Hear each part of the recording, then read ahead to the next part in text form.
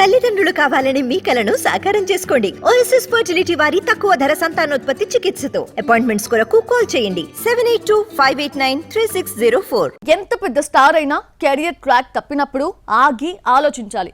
కొత్త కథతో కుస్తీ పట్టడం కంటే కలిసొచ్చే ప్రాజెక్ట్ వైపే అడుగులు వేయాలి. అప్పుడే కెరియర్ తిరిగి ట్రాక్ ఎక్కుతుంది.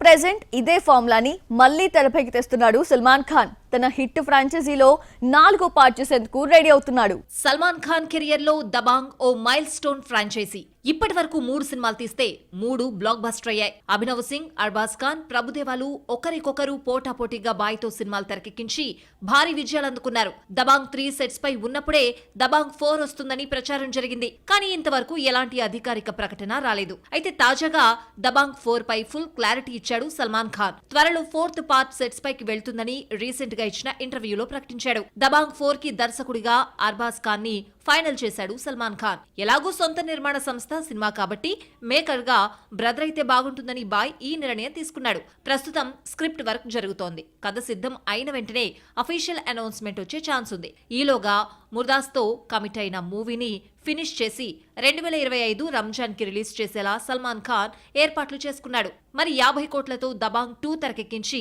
250 కోట్లు రాబట్టిన అర్బాజ్ ఖాన్ దబాంగ్ 4 తో ఎలాంటి మ్యాజిక్ క్రియేట్ చేస్తాడో చూడాలి.